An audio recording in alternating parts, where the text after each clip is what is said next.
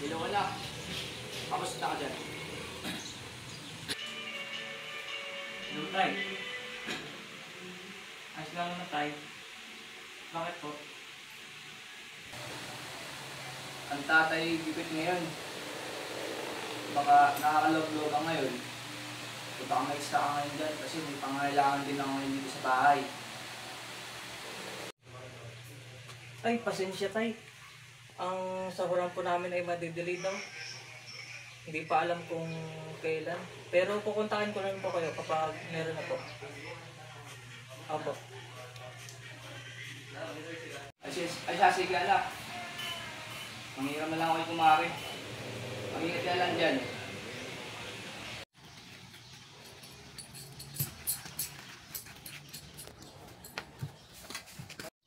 Ay mga pare, magandang umaga.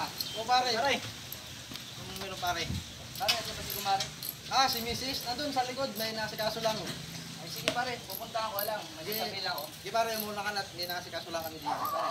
Di pare, salamat. Pare, ito ka. Kaya alam mo isang pare mo. Ay, yung pare, bata ko. Magsusugan dun, baka hindi mahiram kay misis mo ng pera. Ingat kayo. Ay, baka hindi naman. At kung paano dito.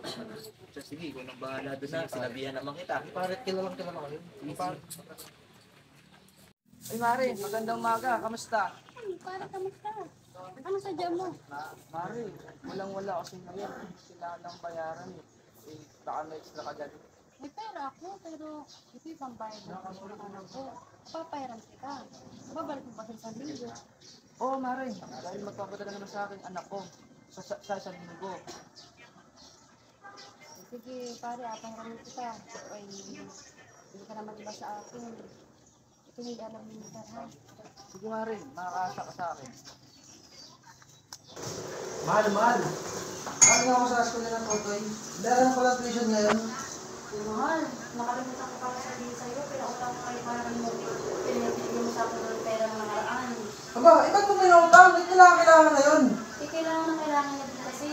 Sabi niya sa akin, bayaran daw niya ako sa isang linggo. Eh, ano gagawin natin ngayon? May bayaran na pala ngayon. Ay, hindi ko na kasi pare ngayon. Sige, tara. Kayo. Pare? Opo. Ano? Sino yan? Sino yan? Natulog yung tao. Ay, kayo pala, Mari. Pare. Di pare, akunin ko na yung nila mo sa akin nakaraan at bayaran na ng tuition ng aking anak. Ay, siya. Paano kaya yun, Mari? Wala pa rin ako ngayon eh. Wala pa ako ngayon. Paano Ay kaya? pare, kailangan namin yan ngayon dahil nangako ka sa akin. Bayaran mo ako.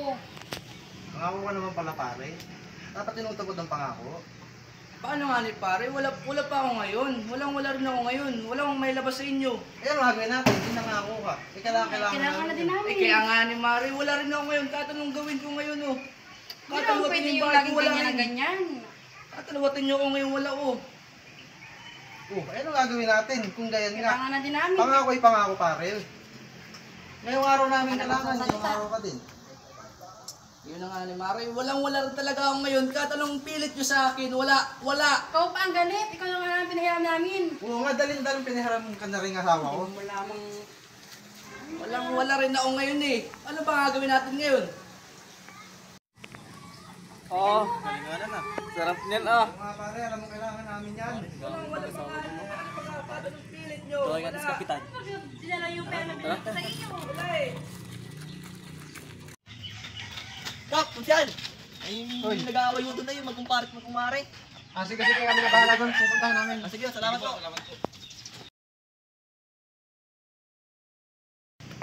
Wala nga pa ako mabibigay. Ano ba ga? Kahit anong pilit niyo man din, wala pa. Wala pa man din. Hoy, magandang tanghali. Ano bang meron dyan? May nakapagsabi sa akin doon na hindi daw kayo nagkakasundo dito. Eh, Kapitan, paano naman po? Nangako po rin na bayaran daw po kami ngayong linggo. Eh, hindi naman po. Siya pa po ang galit. Ikaw papayaran naman talaga, Kap.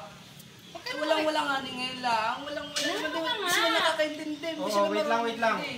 Hindi ba yun madadaan sa magandang usapan? Eh, siya pa po ang Pag-usapan nyo galit. na lang yan. Nag-uusap na kami, Kap. Nag-uusap na kami. Kaso nga eh, walang-wala pa nga may bibigay. Di sila makakaintindi sa akin. Dito nga kayo. Ba't ano kang nangyari? Anong problema? Paano, Kapitan? Nangako po yun sa akin, aabayaran niya ako ngayong linggo. Ngayon, hindi ko po masingil. Galit pa po siya.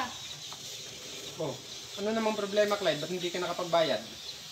Kap, nangako nga na ako, Kap, na magbabayad Nangako ka ako. nga. Nangako nga ako eh. Hindi mo naman Saglit lang, meron yun. saglit lang. Sige, magsalita ka. Ano bang nangyari? Nangako ako sa iyo, na magbabayad ako. Hinihintay ko lang yung padala ng anak ko. Ay wala pa ngayon. Siguro ngayon, magbapadala, di ko alam. Hinihintay ko lang. Pare, huwag mo nga sigawin yung asawa ko. Parang di ko naman sinisigawan, nagpapaliwanag lang ako. Ba't galit ka? Ikaw lang ang umutang. Pare, hindi ko naman ano. Ako yung nagpapaliwanag lang sa inyo, hindi nyo ba ko naiintindihan? Kami ngayon na pa Galit ka rito. pa, galit ka pa. Oo, galit ka Nangyat nga. Hindi ako sa galit, hindi ako sa galit. Sinasabi ko lang na walang Kailangan ako ka namin ng pera ngayon. Ano nga, may lalabas ko sa inyo. Alam, pilitin niyo ako ngayon, walang-wala eh. Kap, anong gagawin ko? Di ko alam ang gagawin ko ngayon. Bayad ka. Yun Walang-wala lang, ako kailangan patuloy namin eh. ngayon. Ano ang bibigay sa nila? Teka. Total, hindi na naman kayo nagkakasundo. Pag-usapan na lang natin yan sa barangay. Pares mainit ang ulo nyo. Palipasin nyo muna ang init ng ulo nyo. Pag-usapan natin yan sa barangay yun. Maigi pa, Kapitan. Okay, nandito tayo ngayon sa barangay hall upang kayo pagkasunduin. Huwag natin pairalin ang init ng ulo upang hindi na humababa ang inyong pagtatalo. O ano ba talagang nangyari, Miss Gado? Nung araw po kasi na yun, nagawalis po ako nung sa bakura namin. Nilakita niya po ako. Sabi niya po sa akin o pwede daw po humilang sa akin ng pera kasi kailangan mo po. Sa buti ko naman po, at hindi lang po siya iba sa akin. Kanya siya kahit po yung pera na yun, ay kailangan ko din gawa ng pag-tusin po ng aking anak. Kasi nangako naman po siya na dapat po yung anak niya sa 1,000. O, Mr. Narito, saan mo pa talaga ginamit ang pera na hiniram mo kay Miss Gado? Kap, ako yung napaka-po sa iyo. Yung pera talaga na hiniram ko kay Mari. Ginamit ko sa tagsugal. Talagang hindi ko lang mapigilan dahil nabuburing ako. Ay di ko man nakalain na matatalo ako kaya yun ang nangyari. Nagkatiwalaan ka namin. Dahil ko sa yung pera kasi kailangan mo. Kasi ngayon nagsugal ka pa na. Kung ngayon, Mr. Narito, anong iyong gagawin para mabayaran ng pera na hiniram mo kay Miss Gado? Kap, may inaasahan naman akong padala ng aking anak. Ay kung pwede lang po sanang may umingsay ng permiso para tawagan ng aking anak sa telepono.